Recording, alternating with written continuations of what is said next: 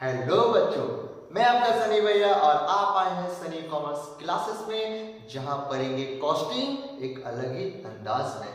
तो देखो, आप सबके कहने पर मैंने कॉस्टिंग की वीडियो अपलोड करना चालू कर दी है।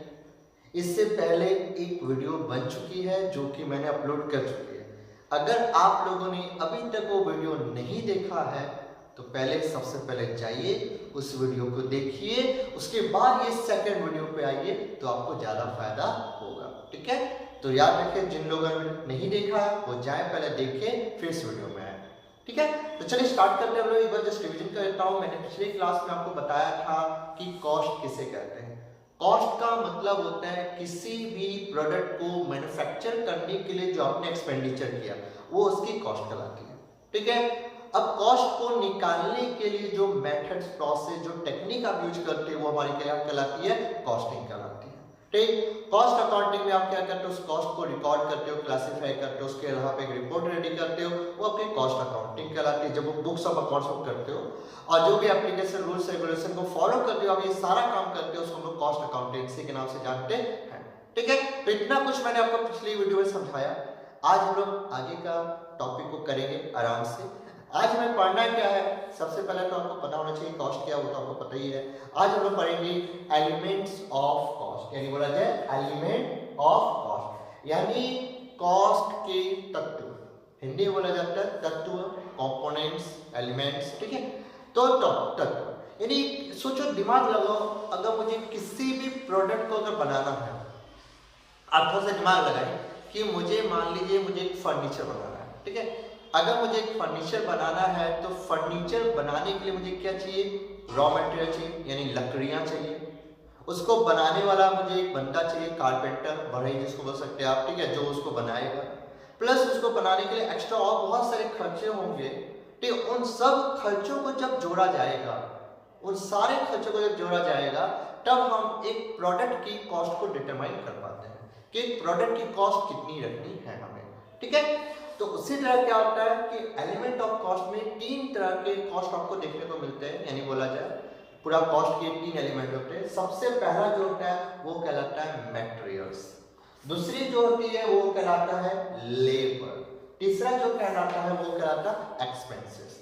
यानी ये तीनों जो आपके सामने रखा गया है यही है कॉस्ट के एलिमेंट। यानी किसी भी प्रोडक्ट को बनाने के लिए प्राइम में यही सब आपके सामने आएंगे, यानी मटेरियल्स, आपका लेबर, आपका एक्सपेंसेस। इन्हीं के वजह से आपका एक प्रोडक्ट क्या होगा? बनकर रेडी होता है। ठीक है, तो सबसे पहले हमें जानना ये है कि हमें मटेरियल्स का मतलब क्या है ये मटेरियल्स। तो देखो, मटेरियल्स का मतलब बहुत सिंपल लैंग्वेज में बोला गया है, वो सारे सब्सटेंसेस जिसको आप यूज करके किसी प्रोडक्ट को बनाते हो, वो सारे सब्सटेंसेस जिसको यूज करके आप किसी प्रोडक्ट को बनाते हो, मैन्युफैक्चर करते हो, वो क्या कहलाता है? मटेरियल्स।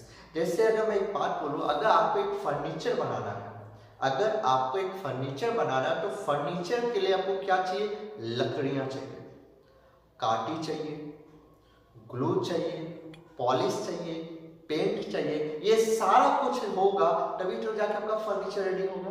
तो ये सब क्या कहलाता है? ये सब कहलाता है मटेरियल्स। ठीक है, तो देखो क्या लिखा है, दो substances from which products are made, यानी वो सारे सब्सटेंसेस जिसका यूज करके आप किसी प्रोडक्ट को बनाते हो वो हमारा कहलाता है मटेरियल्स। ठीक है, अगला जो आपका है वो कहलाता है लेबर। अब देखो, फर्नीचर का मुझे बनाना है तो किसी तो ह्यूमन की तो जरूरत पड़ेगी ना, यानी कोई तो ऐसा बंदा होगा जो कि अपनी मेहनत लगाकर रॉ मटेरियल को जो मैं लेके आया हूँ, इस रॉ मटेरियल को क्या करेगा? फिनिश गुड्स में बदलेगा। तो जो जिस बंदे को मैंने ये काम सौंपा, जो बंदा अपने हाथों से मैन्युफैक्चरिंग का काम कर रहा है, वो कहलाता है लेबर। क्या कहलाता है? लेबर। अब देखो, लेबर का मतलब क्या?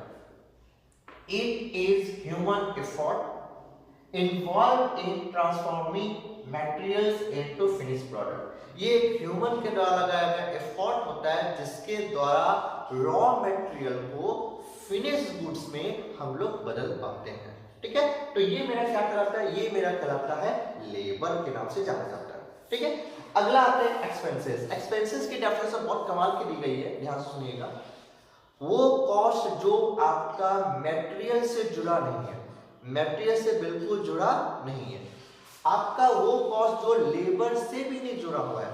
बाकी जितने खर्चे होते हैं, जितने भी एक्सपेंडिचर आप करते हो किसी भी प्रोडक्ट को बनाने के लिए, वो क्या कहलाता है हमारा एक्सपेंसेस। यानी समझ लो वो आपका मटेरियल्स नहीं है, वो आपका लेबर नहीं है, एक्स्ट्रा कोई खर्चे हो रहे हैं, एक्स्ट्रा यानी मटेरियल और लेबर को छोड़ के एक्स्ट्रा जो एक्सपेंडिचर हो रहे हैं किसी प्रोडक्ट को मैन्युफैक्चर करने के लिए, वो क्या कहलाता है एक्सपेंसेस के नाम से जाने जाते हैं। ठीक है, याद रहेगा। देखो it includes all cost which are not in materials और लेबर नेचर। इसमें वो सारे कॉस्ट आएंगे, ठीक है, सभी कॉस्ट आएंगे, लेकिन वो कॉस्ट आपका लेबर नेचर का, आपका मटेरियल नेचर का बिल्कुल नहीं होगा, वो आपका कहलाता है एक्सपेंसेस। याद रहेगा, याद रहेगा। अब इसको आगे और भी कई भागों में क्लासिफिकेशन किया गया, जिसके बारे में भी देखेंगे। चल बच्चों, अब हम लोग क्या करते हैं, अब हम देखते हैं कि मटेरियल्स को आगे कितने भागों में बांटा गया। ठीक है, तो हमने मटेरियल, लेबर, एक्सपेंसेस पढ़ लिया। अब इसको और भी कई भागों में बांटा गया है। जैसे सबसे पहला आता है मटेरियल्स।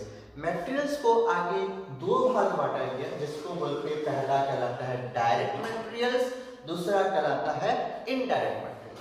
अब ये डायरेक्ट मटेरियल क्या है, इनडायरेक्ट मटेरियल क्या, ये समझो। डायरेक्ट मटेरियल का मतलब वो मटेरियल्स जिसको आप प्रोडक्ट के साथ आइडेंटिफाई कर सकते हो, एलोकेट कर सकते हो कि हाँ ये प्रोडक्ट इसमें इन्वॉल्व है, वो दिखता है आपको। ठीक है, वो आपको दिखता है, वो कहलाता है आपका डायरेक्ट मटेरियल।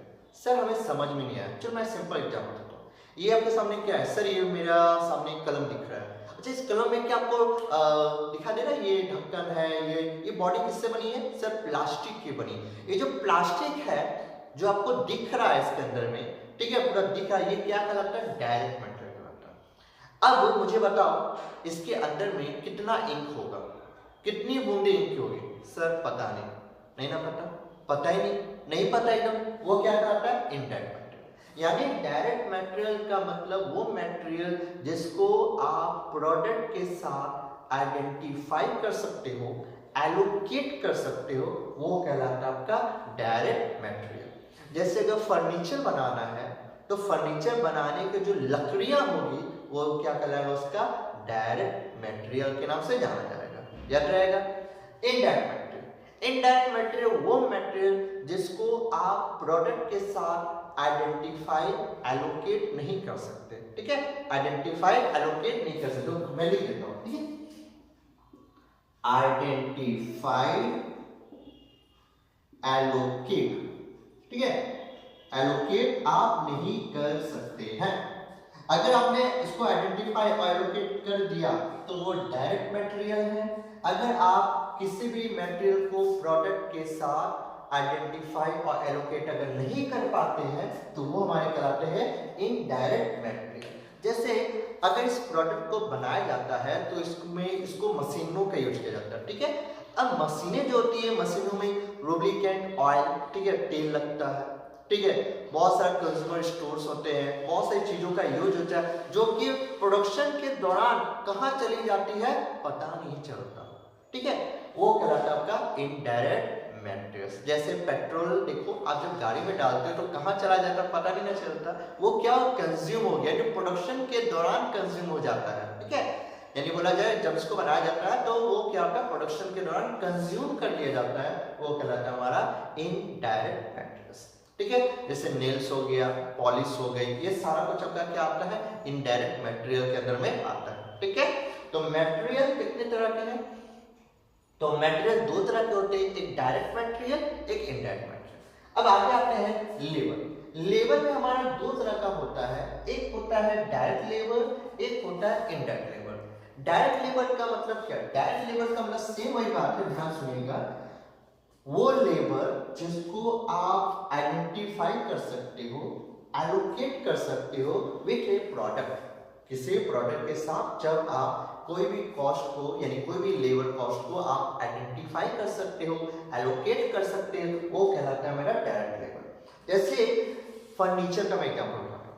जो फर्नीचर बना रहा है, यानी मैंने लकड़ियां काट के रखी है, एक बंदे को लगा है, वो अपने हाथों से उस फर्नीचर को बना रहा है, ठीक है। तो वो अपने हाथों से उस फर्नीचर को बना रहा है, यानी पूरा का पूरा ह्यूमन एफर्ट वही आदमी उसको दे रहा है और वही मैन्युफैक्चर का काम कर रहा है। तो उसको जो खर्चा होगा वो क्या कराएगा, मेरा डायरेक्ट लेबर कॉस्ट के नाम से जाना जाएगा, ठीक है। तो वो क्या कहलाता है, डायरेक्ट लेबर के नाम से जाना जाता है, ठीक है, याद रहेगा।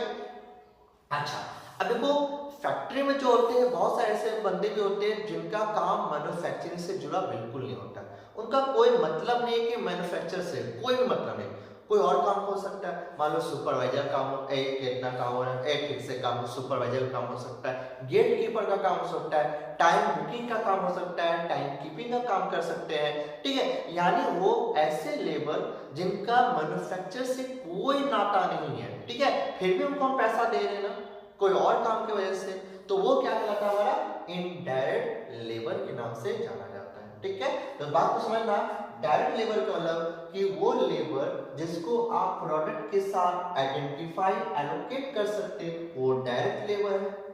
इनडायरेक्ट लेबर का मतलब हुआ जिसको वो लेबर जिसको आप आइडेंटिफाई एलोकेट प्रोडक्ट के साथ नहीं कर सकते हैं, वो कहलाता है हमारा इनडायरेक्ट लेबर, ठीक है। जैसे गेट कीपर की सैलरी हो गई, सुपरवाइजर की सैलरी हो गई, फॉरमैन की सैलरी हो गई, ये सब ऐसे हैं जो इनडायरेक्ट लेबर की कैटेगरी में आते हैं। अब आता है एक्सपेंसेस। अब एक्सपेंसेस में बहुत अच्छा डेफिनेशन दिया गया, ध्यान से समझिएगा, एकदम ध्यान से समझिएगा। डायरेक्ट एक्सपेंसेस बोला गया कि जो खर्चे आपके डायरेक्ट लेबर में नहीं आते, वो खर्चे जो आपके डायरेक्ट मटेरियल में नहीं आते, मैं ऐसा बोलता हूं कि जो डायरेक्ट मटेरियल कॉस्ट नहीं है, जो डायरेक्ट लेबर का भी कॉस्ट नहीं है, कुछ और एक्स्ट्रा कोई कॉस्ट है, खर्चे हैं, एक्सपेंडिचर हो रही है मशीन किसी प्रोडक्ट को बनाने के लिए, वो कहलाता है मेरा डायरेक्ट एक्सपेंसेस। क्या कहलाता है, डायरेक्ट एक्सपेंसेस। बात को समझिएगा ढंग से, मैं आपको फिर से बोल देता हूँ। डायरेक्ट वो कॉस्ट यानी वो खर्चे जो डायरेक्ट मटेरियल और डायरेक्ट लेबर की वजह से नहीं हो रहे, किसी और वजह से हो रहे हैं, लेकिन बहुत ही इंपॉर्टेंट है हमारे मैन्युफैक्चर किसी प्रोडक्ट को बनाने के लिए, वो कहलाता है हमारा डायरेक्ट एक्सपेंसेस, ठीक है। अब जैसे एक बात करता हूँ, मैं एक मशीन को हायर करके लेकर आया, यानी हायर ऑफ ए मशीन, मैंने मशीन को हायर किया, क्यों, ताकि हमारे बिजनेस में हम प्रोडक्शन का काम कर पाए।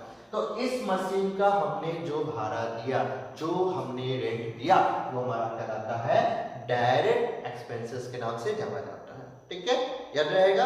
अच्छा, अब इनडायरेक्ट एक्सपेंसेस में देखो कितना सिंपल बोला कि वो कॉस्ट यानी वो खर्चे जो इनडायरेक्ट मटेरियल से जुड़े नहीं है, वो इनडायरेक्ट मटेरियल के खर्चे नहीं है, ना ही वो इनडायरेक्ट लेबर है, इनके अलावा जो खर्चे हो रहे हैं, यानी इनडायरेक्ट मटेरियल और इनडायरेक्ट लेबर को छोड़कर एक्स्ट्रा जो खर्चा हो रहा है, जो एक्सपेंडिचर कर रहे हैं आप किसी प्रोडक्ट का मैन्युफैक्चर में, वो कहलाता है आपका इनडायरेक्ट एक्सपेंसेस के नाम से जाना जाता है, ठीक है। जैसे एग्जांपल बोल दिया जाए, आपने रेंट ऑफ बिल्डिंग, आपने बिल्डिंग का रेंट दिया, या तो फैक्ट्री का रेंट दिया, ठीक है, आपने रेट्स इंश्योरेंस करवा के रखा हुआ है, ठीक है। तो ये जो खर्चे हुए हैं जिनका प्रोडक्शन से कोई तो मतलब ही नहीं है, ठीक है, तो ये सारे खर्चे क्या कहलाते हैं, आपके इनडायरेक्ट एक्सपेंसेस के नाम से जाने जाते हैं, याद रहेगा, याद रहेगा चीज। तो हमें क्या जानने को मिला कि मटेरियल्स दो तरह के होते हैं,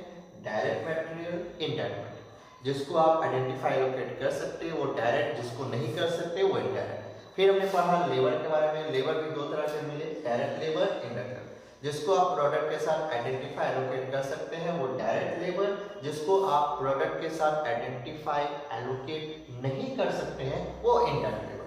फिर डायरेक्ट एक्सपेंसेस जो डायरेक्ट मटेरियल कॉस्ट नहीं है, डायरेक्ट लेबर कॉस्ट नहीं है, एक्स्ट्रा कोई खर्चा, वो कहलाता है आपका डायरेक्ट एक्सपेंसेस। फिर इनडायरेक्ट मटेरियल कॉस्ट नहीं है, इनडायरेक्ट लेबर भी कॉस्ट नहीं है, कोई और खर्चा हो रहा है, वो कहलाता है हमारा इनडायरेक्ट एक्सपेंसेस के नाम से जाना जाता है, याद रहेगा, याद रहेगा। चलो ठीक है, तो मैं इसको मिटाता हूँ। चलो अब आगे बढ़ते हैं, ठीक है। अब और बहुत कमाल की चीज देखने को मिलेगी, आपको ध्यान से समझिएगा, ठीक है, एकदम ध्यान से समझिएगा। ये जो डायरेक्ट मटेरियल है, ये जो डायरेक्ट लेबर है और ये जो डायरेक्ट एक्सपेंसेस है, जब इनको आपस में मिलाया जाता है, समझिए बात, जब इनको आपस में मिलाया जाता है तो एक नए कॉस्ट का निर्माण होता है जो कहलाता है प्राइम कॉस्ट। ठीक है, ये बहुत इंपॉर्टेंट होता है, यानी किसी भी प्रोडक्ट को बनाने में सबसे पहला इन्हीं का हाथ होता है। इनके बिना तो आपका मैन्युफैक्चर का काम पॉसिबल ही नहीं हो पाएगा। ठीक है, बिल्कुल पॉसिबल नहीं हो पाएगा। तो डायरेक्ट मटेरियल, डायरेक्ट लेबर और डायरेक्ट एक्सपेंसेस को जब मिलाते हैं तो हमारा बनता है प्राइम कॉस्ट। ठीक है, अगर इसकी डेफिनेशन कभी लिखने आ जाए तो बहुत आसान है, ध्यान से लिखिएगा। कैसे लिखेंगे? लिखेंगे द एग्रीगेट, ठीक है, the aggregate of direct material, direct materials, direct labor and direct expenses. Direct expenses is termed as prime cost. ठीक है, क्या कहेंगे हम लोग? प्राइम कॉस्ट के नाम से जाना जाएगा। ठीक है, बहुत simple. The aggregate of direct material, direct labour, direct expenses is term as prime cost. ठीक है, तो ये हमारा क्या होता है? प्राइम कॉस्ट के नाम से जाना जाता है। क्यों? देखो, इसको आपको बहुत बढ़िया से समझना पड़ेगा, क्योंकि अगला जो चैप्टर आएगा आपका नया चैप्टर कॉस्ट शीट का, उसमें आपको ये सारी बातें आपको फॉलो करते हुए कॉस्ट शीट को बनाना पड़ेगा। उस वक्त आपको पता होना चाहिए कि डायरेक्ट मटेरियल क्या है, डायरेक्ट लेबर क्या है और डायरेक्ट एक्सपेंसेस क्या है। ठीक है, याद रहेगा? जो ठीक है, अब इसको आगे बढ़ाते हैं। ठीक है, तो देखो, हमने जान लिया कि डायरेक्ट जुड़ता है तो वो हमारा कहलाता है प्राइम कॉस्ट। ठीक है, अब अगला आता है। अगला हमारा क्या है वो ध्यान दीजिएगा। अगला जो हमारा टॉपिक होता है उसको हम लोग बोलते हैं ओवरहेड। अब ओवरहेड कैसे बनता है वो ध्यान दीजिएगा। देखिए, इनडायरेक्ट मटेरियल, इनडायरेक्ट लेबर और इनडायरेक्ट एक्सपेंसेस को जब हम आपस में मिलाते हैं, ठीक है, तो उस समय जो बनता है वो हमारा कहलाता है ओवरहेड। ओवरहेड हिंदी में बोलते हैं ऊपरी व्यय। ठीक है, तो जब इनडायरेक्ट मटेरियल, इनडायरेक्ट लेबर और इनडायरेक्ट एक्सपेंसेस आपस में मिलाया जाता है तो उस समय जो एक हेड बनता है उसको बोलते हैं हम लोग ओवरहेड के नाम से जाना जाता है। अब देखो इसकी डेफिनेशन कैसे बनाएंगे। देखो ध्यान से, द एग्रीगेट ऑफ, ये जो डायरेक्ट है ना, जहां जहां उसको कर दो indirect. The aggregate of indirect material, indirect labour and indirect expenses is termed as overhead। इसको क्या लोग बोलेंगे? ओवरहेड के नाम से जाना जाएगा। ठीक है, तो क्या लिखा मैंने? The aggregate of indirect materials, indirect labor and indirect expenses is termed as overhead के नाम से जाना जाता है। याद रहेगा? तो देखो, हमने भी क्या क्या पढ़ लिया? हमने पढ़ लिया प्राइम कॉस्ट किसे कहते हैं। ये वो खर्चे जो किसी भी प्रोडक्ट को बनाने के लिए सबसे पहले किए जाते हैं वो प्राइम कॉस्ट कहलाते हैं, यानी डायरेक्ट मटेरियल, डायरेक्ट लेबर और direct expenses. Overhead, prime cost के बाद जितने खर्चे होते हैं वो सारे ओवरहेड कहलाते हैं। ठीक है, जैसे इनडायरेक्ट मटेरियल, इनडायरेक्ट लेबर और इनडायरेक्ट एक्सपेंसेस को आपस में जब मिलाया जाता है तो हमारा बनता है ओवरहेड। याद रहेगा बात? एकदम ध्यान में रहेगा। ठीक है, अब इसको आगे और भी डिफाइन किया गया है, उसको हम लोग ध्यान से देखेंगे। चलो अब क्या करते हैं हम लोग आगे का प्रोसेस देखते हैं। अब देखो, ओवरहेड को भी हम लोग ने क्या किया? चार भाग बांटा है। यानी ये जो ओवरहेड है ये आगे चार भाग बटा है, जिसका पहला नाम होता है प्रोडक्शन ओवरहेड, दूसरा होता है एडमिनिस्ट्रेशन ओवरहेड, तीसरा होता है हमारा सेलिंग ओवरहेड और चौथा हमारा होता है डिस्ट्रीब्यूशन ओवरहेड। ठीक है, तो देखो ओवरहेड को जब आगे चार भागों में बांटा गया तो इसको ध्यान से समझिएगा, एकदम ध्यान से। सबसे पहला आता है प्रोडक्शन ओवरहेड। प्रोडक्शन ओवरहेड के और भी कुछ नाम है, जैसे फैक्ट्री ओवरहेड, वर्क ओवरहेड। ठीक है, इन नामों से भी इनको पुकारा जाता है। अब प्रोडक्शन ओवरहेड का मतलब क्या? तो प्रोडक्शन ओवरहेड का मतलब हुआ जितने भी इनडायरेक्ट मटेरियल, इनडायरेक्ट लेबर और इनडायरेक्ट एक्सपेंसेस का यूज करके जब आप फैक्ट्री में अपने प्रोडक्शन का काम पूरा करते हैं, आप अपने फैक्ट्री में प्रोडक्शन का काम पूरा करते हैं, जो आपके प्रोडक्शन के लिए यूज किया जाता है, वो सारे खर्चे जिस हेड में डाले जाते हैं वो कहलाता है हमारा प्रोडक्शन ओवरहेड। ठीक है, यानी प्रोडक्शन करने के दौरान जितने भी indirect material, indirect labour, indirect expenses का यूज किया जाता है वो सारे प्रोडक्शन ओवरहेड के नाम से जाने जाते हैं। जैसे फैक्ट्री में आप जब मैन्युफैक्चर का काम करें तो depreciation of plant and machinery, ये आपका क्या है, प्रोडक्शन ओवरहेड में जाता है। रेंट ऑफ द फैक्ट्री, ये भी आपका production overhead. Salary to supervisor, salary to foreman, आपका repairs of the plant and machinery, ये सारे जो खर्चे होते हैं वो प्रोडक्शन ओवरहेड में जाते हैं। ठीक है, और सिंपल प्रोडक्शन के दौरान होने वाले सारे इनडायरेक्ट मटेरियल, इनडायरेक्ट लेबर और इनडायरेक्ट एक्सपेंसेस को प्रोडक्शन ओवरहेड कहते हैं। ठीक है, अगला एडमिनिस्ट्रेशन ओवरहेड, इसका दूसरा नाम है ऑफिस ओवरहेड बोला जाता है। अब ये ऑफिस ओवरहेड क्या है तो ध्यान रखिएगा, बिजनेस को कंट्रोल करके, यानी उसको प्लान करके, डिसीजन लेके, बढ़िया से डायरेक्शन दे के जब बिजनेस को चलाया जाता है डिसिप्लिन के तरह, उस समय जितने भी खर्चे होते हैं, उस समय आपके जितने भी खर्चे होते हैं वो कहलाता है एडमिनिस्ट्रेशन ओवरहेड। यानी बिजनेस को चलाने के लिए आप जितना भी खर्चा करते हो, चाहे वो इनडायरेक्ट मटेरियल का खर्चा हो, चाहे वो इनडायरेक्ट लेबर का खर्चा हो, चाहे वो इनडायरेक्ट एक्सपेंसेस का खर्चा हो, इन सारी चीजों को हम लोग क्या बोलते हैं, एडमिनिस्ट्रेशन ओवरहेड। बिजनेस को रन करने के लिए जो प्लान, डिसीजन, मैनेजमेंट आप करते हो वो सारे खर्चे एडमिनिस्ट्रेशन ओवरहेड में जाते हैं। ठीक है, जैसे सैलरी टू वर्कर, यानी स्टाफ, ऐसे बोलता हूँ स्टाफ। ठीक है, प्रिंटिंग स्टेशनरी का खर्चा, depreciation of the building, office building, depreciation of the furniture. ठीक है, rent and taxes of the building, तो ये सारे खर्चे हमारे इसके अंदर में जाते हैं। ठीक है, अगला जो आता है वो कहलाता है हमारा सेलिंग ओवरहेड। अब सेलिंग ओवरहेड का मतलब क्या, तो सेलिंग ओवरहेड का मतलब क्या, किसी प्रोडक्ट को बन जाने के बाद उसको हम लोग उसके ऑर्डर को जब सिक्योर करते हैं, यानी ऑर्डर को लेके आते हैं ताकि हम उसको डिस्पैच कर पाए, यानी सेल से जुड़े, मैं अगर सिंपल बोलूं तो सेल से जुड़े आप जितने भी खर्चे करते हो वो सारे खर्चे आपके जाते हैं सेलिंग ओवरहेड के नाम से। ठीक है, जैसे सैलरी टू सेल्समैन, आपने सैलरी दिया सेल्समैन को। शोरूम एक्सपेंसेस, आपने शोरूम का एक्सपेंसेस किया, यानी माल को सजा के रखा हुआ है शोरूम में जिसके द्वारा आप उसको दिखा के बेच सकोगे। ठीक है, तो ये सारे खर्चे हमें क्या कहलाते हैं, सेलिंग ओवरहेड के नाम से जाने जाते हैं, जिसके द्वारा हम अपने माल को सेल कर पाते हैं। अब आपके डिस्ट्रीब्यूशन ओवरहेड। डिस्ट्रीब्यूशन ओवरहेड का मतलब हुआ कि प्रोडक्ट के बन जाने के बाद उसको अंतिम जगह का मतलब हुआ पूरा कस्टमर तक पहुंचाने तक का, यानी सेल होने के बाद उसको कस्टमर तक पहुंचाने का जितना भी आप खर्चा करते हो वो सारा कुछ आपका डिस्ट्रीब्यूशन ओवरहेड के नाम से जाना जाता है। जैसे आपका डेप्रिसिएशन ऑफ डिलीवरी वैन, यानी जिस गाड़ी से आप माल का जगह जगह में भेजते हो, डिलीवरी करते हो। ठीक है, आपका रिपेयर्स का खर्चा, आपका कैरेज आउटवर्ड का खर्चा। ठीक है, ये सारे खर्चे आपके कहा जाते हैं डिस्ट्रीब्यूशन ओवरहेड में जाते हैं। समझ में आया आपको?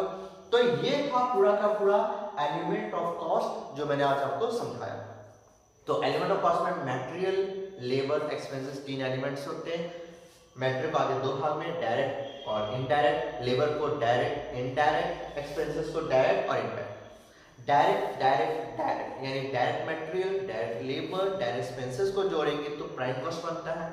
Indirect material, indirect labour, indirect expenses को जोड़ते हैं तो ओवरहेड बनता है। ओवरहेड को आगे चार भाग बांटा गया, production overhead, administration overhead, selling और डिस्ट्रीब्यूशन ओवरहेड। ठीक है, इस चीज को बढ़िया से ना दिमाग में बैठा ले अच्छे से, क्योंकि आने वाले टाइम में आपको जब कॉस्ट शीट बनानी पड़ेगी तो आपको इसको बारे में पूरा अच्छे से नॉलेज होनी चाहिए, तभी आप कॉस्ट शीट को बढ़िया से बना पाओगे। ठीक है। तो चलिए आज के लिए एनिमेट ऑफ कॉस्ट यहीं पर मैं अपनी वीडियो समाप्त करता हूँ। आज इतना काफी है। इसके बाद नेक्स्ट वीडियो में हम लोग मिलेंगे और भी कुछ बातें करेंगे कॉस्ट के बारे में। उसके बाद हम लोग कॉस्ट एक नया चैप्टर स्टार्ट करेंगे, ठीक है। तो आई होप कि आज मेरी वीडियो आपको पसंद आई होगी। अगर वीडियो पसंद आ रही है तो जल्दी से लाइक करना ना भूलें और जिन लोगों ने मेरे सब्सक्राइब नहीं किया मेरे चैनल को वो जल्द से जल्द मेरे YouTube चैनल को सब्सक्राइब कर दीजिए ताकि जब भी मैं वीडियो अपलोड करूं सबसे पहले आपके पास जाए, ठीक है। तो आज के लिए इतना काफी है। Tata bye bye, see you, good night, सबा खैर, शुभ रात्रि, थैंक यू।